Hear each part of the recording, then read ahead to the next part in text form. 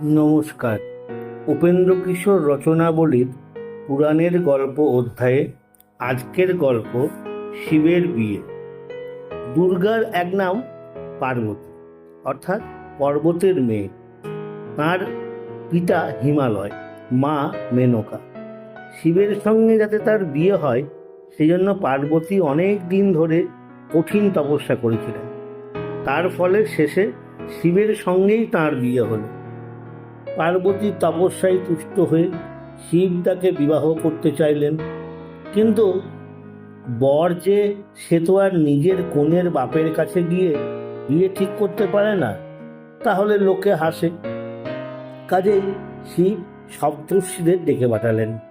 সপ্তর্ষিরাও তখনই সোনার বলকল পরে, মুক্তমালা গলায় দিয়ে, মণিমাণিক্যের গহনা ঝলমলিয়ে তার কাছে এসে জোর হাতে বললেন, আমাদের কি সৌভাগ্য, প্রভু আজ আমাদের স্মরণ করেছেন, আজ্ঞা করুন, আমাদের কি করতে হবে। শিব বললেন, আমি হিমালয় পর্বতের মেয়ে পার্বতীকে বিয়ে করতে চাই। তোমরা তার কাছে গিয়ে সব ঠিকঠাক করো, দেখো যেন ভালো মতে কাজটি করে আসতে পারো। সপ্তর্ষিরা তখন নিমেষের মধ্যে আকাশে উড়ে সেই ঝকঝকে হিমালয় পর্বতে গিয়ে উপস্থিত হলেন। হিমালয় দূর থেকে তাঁদের দেখতে পেয়ে মেনকাকে বললেন, না জানি ওই 7টি সূর্য কি করতে আমাদের এখানে আসছে। বলতে বলতেই তিনি দেখলেন ওসব সূর্য নয়, 7টি মুনি। তখন তিনি তাড়াতাড়ি তাঁদের কাছে গিয়ে জোর হাতে তাঁদের নমস্কার করে বসতে সুন্দর আসন দিয়ে বললেন, মুনি ঠাকুরেরা কি মনে করে আমাদের এখানে পায়ের ধুলো দিয়েছেন? মুনিরা বললেন, শিব তোমার কন্যা পার্বতীকে বিয়ে করতে চেয়েছেন, তাই আমরা এসেছি। এমন জামাই আর পাবে না রাজা, শিবের কাছে তোমার পার্বতীকে বিয়ে দাও। তা শুনে হিমালয়ের আর আনন্দের সীমাই রইল না। তিনি তখনই ছুটে গিয়ে পার্বতীকে সাজিয়ে গুজিয়ে এনে মুনিদের কোলে বসিয়ে দিয়ে বললেন, এই নিন আমার পার্বতীকে।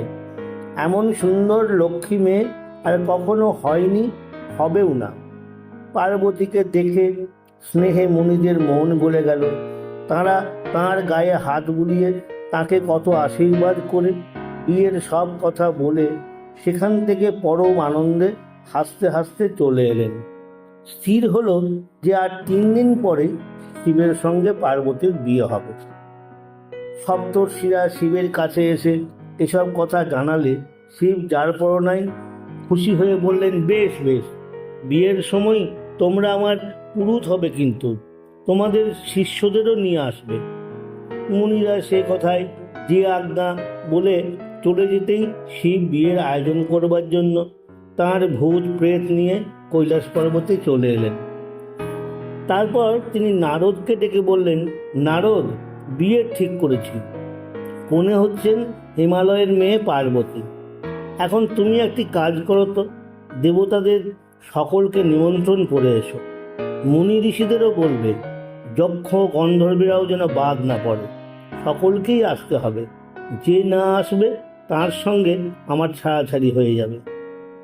নারদ মুনি যেমন তেমন চালাক লোক ছিলেন না, শিবের হুকুম মতো সব কাজ করে ফেললেন। ততক্ষণে কৈলাস পর্বতে খুবই ধুমধাম পড়ে গেছে। ভূতেরা ঢাক ঢোল শিঙা সানাই কাঁসর করতাল সব বাজিয়ে সৃষ্টি মাথায় করে তুলেছে। তাদের মুখে আজ আর হাসি ধরে না। ক্রমে দেবতারাও একজন দুজন করে এসে উপস্থিত হলেন। হাঁসে চড়ে ব্রহ্মা এলেন, গরুড়ে চড়ে বিষ্ণু এলেন, ইন্দ্র যম কুবের বরুণ কেউ আসতে বাকি রইলেন না। গন্ধর্ব আর অপ্সরারা তো এর ঢের আগে এসে গান বাজনা জুড়ে দিয়েছে। শিবও সেই কখন থেকে সেজে গুজে প্রস্তুত হয়ে আছেন। বরের বেশে তাকে কি সুন্দর দেখা যাচ্ছে। তারপর সকলে শিবকে নিয়ে রওনা হলেন। দেবতারা নিজ নিজ দল নিয়ে বরের আগে যেতে লাগলেন। বাজনাদারেরা মাথা দুলিয়ে নাচতে নাচতে তাদের সঙ্গে বাজিয়ে চলল। এদিকে হিমালয়ও চুপ করে বসে থাকেননি। পার্বতীকে নাইয়ে সাজিয়ে তাঁরাও প্রস্তুত হয়ে আছেন। বাড়ি ঘর সাজিয়ে তরুণ বানিয়ে নিশান উড়িয়ে স্বপ্নপুরীর মতো সুন্দর করা হয়েছে। পর্বতেরা সকলে সেজে গুজে সপরিবারে এসে কাজকর্মে ব্যস্ত রয়েছেন। শিবকে এগিয়ে আনবার জন্য স্বয়ং গন্ধমাদন পর্বত কখন বেরিয়ে গেছেন। বর এলে তাকে আদর করে আনতে হবে, সেজন্য নিজে হিমালয় ফটকে দাঁড়িয়ে। বাড়ির ভেতরেও অবশ্যই কেউ চুপ করে নেই। মেয়েদের আজ বড়ই আনন্দ আর উৎসাহ। পার্বতীর মা মেনকা দেবী তো আনন্দে মাথা ঠিকই রাখতে পারছেন না। তিনি এরই মধ্যে নারদ মুনিকে সঙ্গে করে নিয়ে ছাদে উঠে আছেন। যার জন্য মেয়ে এত তপস্যা করলেন, সেই শিবকে সকলের আগে দেখতে হবে। সাধারণ দেবতারাই যখন দেখতে এত সুন্দর, শিব না জানে তবে কত সুন্দর। এমন সময় গন্ধর্বের রাজা বিশ্বা বসু এলেন। তিনি দেখতে খুবই সুন্দর। তাকে দেখে মেনকা বললেন, এই বুঝি শিব? নারদ তাকে হেসে বললেন, না না, ও তো আমাদের বাজনদার, ও কেন শিব হবে? তা শুনে মেনকা তো থতমত খেয়ে চুপ করে গেলেন। ভাবলেন, বাজনদাররাই দেখতে এমন, শিব না জানি তবে কেমন। তারপর এলেন যক্ষদের নিয়ে কুবের। তিনি গন্ধর্বের রাজার চেয়ে দ্বিগুণ সুন্দর। মেনকা বললেন, তবে এই শিব? নারদ বললেন, না। শুনে মেনকা আরও আশ্চর্য হলেন। তারপর এলেন বরুণ। তিনি কুবেরের চেয়ে দ্বিগুণ সুন্দর। তারপর এলেন যম। তিনি বরুণের চেয়ে দ্বিগুণ সুন্দর। তারপর এলেন ইন্দ্র। তিনি যমের চেয়েও দ্বিগুণ সুন্দর। মেনকা এদের এক একজনকে দেখে ভারী খুশি হয়ে বললেন, এ নিশ্চয়ই শিব। নারদ তাতে না বললেন। তিনি অপ্রস্তুত হয়ে মাথা চুলকাতে লাগলেন। এমনি করে সূর্য, চন্দ্র, ব্রহ্মা, বিষ্ণু, বৃহস্পতি সকলকেই দেখে মেনকা বললেন, এই শিব। যখন শুনলেন যে এদের কেউ শিব নন, শিব এদের চেয়েও বড়, তখন তাঁর এতই আশ্চর্য বোধ হলো যে তিনি আর ভাবতেই পারলেন না সেই শিব তবে কত সুন্দর। এমন সময় ভূত, প্রেত, ব্রহ্মদৈত্যী সব নিয়ে শিব এসে উপস্থিত। এত ভূত আর মেনকা কখনো একসঙ্গে দেখেননি। তাদের সেই বিকট ভেঙচি দেখেই তার মাথা ঘুরে গেল। তাদের সঙ্গে যে আবার পাঁচ মুখো একটা কে ষাঁড়ে চড়ে এসেছে, মাথায় জটা, পরনে বাঘছাল, গায়ে ছাই মাখা, গলায় মরার মাথা, সে কথার খবর নিবার খেয়ালই তাঁর রইল না। তখন নারদ সেই দেবতাকে আঙুল দিয়ে দেখিয়ে বললেন, এই শিব। যেই এই কথা বলা, অমনি মেনকা, ও লক্ষ্মী ছাড়া পোড়ারমুখী পার্বতী, করেছিস কি? বলে অজ্ঞান হয়ে পড়ে গেলেন। শিব সে কথা জানতে পেরে ছুটে এসে মেনকার মাথায় জল ঢেলে অনেক হাওয়া করতে শেষে তাঁর জ্ঞান হল। তখন যে তিনি শিবকে আর নারদকে বকুনিটা বকলেন, নারদের অপরাধ ছিল এই যে তিনি বলেছিলেন শিব বড় ভালো, তাঁর সঙ্গে পার্বতীর বিয়ে হবে। বকতে বকতে তাঁর সেই 7 মুনির কথা মনে পড়ল, যারা পার্বতীর বিয়ে ঠিক করতে এসেছিলেন। অমনি তিনি তাঁদের ওপর যার পরনায় চটে বললেন, বেটারা গেল কোথায়? আজ তাদের দাঁড়ি ছিঁড়তে হবে। আবার তখনই মাথায় চাপড় মেরে বললেন, আরে তাদেরই বা দোষ কি? ওই অভাগী মেয়েই তো যত নষ্টের গোড়া। এই বলে তিনি পার্বতীকে কত গালই দিলেন। শেষে তিনি বললেন, আমি কিছুতেই এই কদাকার বুড়োর কাছে মেয়ের বিয়ে দিব না। ওর না আছে টাকা, না আছে গুণ, না জানে লেখাপড়া, না পারে একটা ঘোড়া কিনে চড়তে। তখন সকলে মিলে মেনকাকে কত বুঝালেন, কারো কথায় কিছু হলো না। পার্বতী নিজে এসে একবার তাঁকে মিনতি করে 2টি কথা বলেছিলেন। তাতে তিনি দাঁত মড়মড়িয়ে খেপে উঠে পার্বতীকে এমন কিল আর কনুয়ের গুঁতো মারতে লাগলেন যে নারদ মুনি তাড়াতাড়ি এসে তাঁকে ছাড়িয়ে না নিলে সেদিন ভারী মুশকিল হতো আর কি। যা হোক, শেষে বিষ্ণু এসে অনেক উপদেশ দিতে মেনকার মন একটু শান্ত হলো। ঠিক সেই সময়ে নারদ ও শিবকে বুঝিয়ে সুঝিয়ে তাঁর চেহারা অনেকটা শুধরিয়ে এনে মেনকার সামনে উপস্থিত করলেন।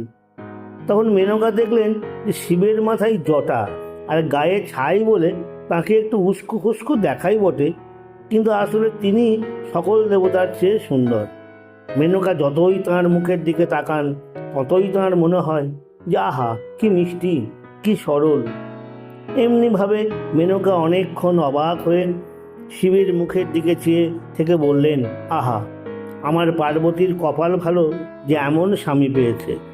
তা শুনে শিবের ভারী লজ্জা হওয়ায় তিনি জড়সড়ভাবে দেবতাদের কাছে চলে গেলেন। এদিকে মেয়েদের মহলে ভয়ানক ছুটাছুটির ধুম লেগে গেছে। সবাই বলছে, আরে দেখো এসে, পার্বতীর কি সুন্দর বর হয়েছে। তারা যে যেমন ছিল তেমনই ভাবে, কেউ রান্না ফেলে, কেউ কলসি কাঁথে, কেউ চুল বাঁধতে বাঁধতে, কেউ ঘোমটা টানতে, কেউ আচার খেতে খেতে এসে উপস্থিত হল। শিবকে তারা চন্দন দিয়ে, খই দিয়ে, আরও কত রকমের পুজো যে করলো তা কি বলবো। তাকে নিয়ে হাসি তামাশা কত হলো তার তো অন্তই নাই। মেনকাবতী এসে তাতে যোগ না দিয়ে থাকতে পারলেন না। তিনি শিবের পিছনে গিয়ে তার গলায় কাপড় জড়িয়ে টানতে আরম্ভ করেছিলেন। দেবতারা দেখে ফেলায় হাসতে হাসতে ঘরে পালিয়ে গেলেন। তারপর শিবকে রেশমি কাপড় পরিয়ে তাঁর গলায় সোনার ফুলের মালা, কপালে তিলক দিয়ে তাঁকে আর পার্বতীকে বিয়ের জায়গায় নিয়ে যাওয়া হলো। মুনিরা বেদ পড়তে লাগলেন। ব্রহ্মা তাদের দিয়ে বিয়ের সকল কাজ করিয়ে নিলেন। তারপর তাঁর কথায় এসে শিব আর পার্বতীর কপালে খই ছড়িয়ে দিতে লাগলো। আর গন্ধর্ব আর অপ্সরারা মিলে গান বাজনা যে খুবই করলো তার তো কথাই নাই। এমনি করে শিব আর পার্বতীর বিয়ে হয়ে গেল।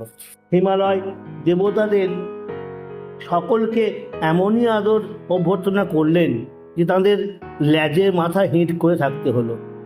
তাঁরা হিমালয়কে কত আশীর্বাদ যে করলেন তার লেখাজোখা নাই। তখন মেনকা লাজে জড়সড় হয়ে তাঁদের কাছে এসে বললেন, ঠাকুর, আপনাদের কাছে আমি ভারী পাগলামি করেছি, আমার বড় অপরাধ হয়েছে, আমাকে মাফ করতে হবে। দেবতারা হেসে বললেন, আপনার কোনো চিন্তা নাই, আপনি যা করেছেন তাতে আমরা আমোদই পেয়েছি, আপনার দিন দিন সৌভাগ্য বাড়তে থাকুক। তখন আবার বাজনা বেজে উঠল, সকলে সেজে প্রস্তুত হলো। দেবতারা মনের সুখে বর কনে নিয়ে কৈলাসে যাত্রা করলেন। হিমালয় আর মেনকা সকলকে নিয়ে এদের গন্ধমাদন পর্বত অবধি এগিয়ে দিয়ে ঘরে ফিরে এসে ভাবলেন, হায়, সব যে অন্ধকার, কোথায় গেল আমাদের পার্বতী। নমস্কার।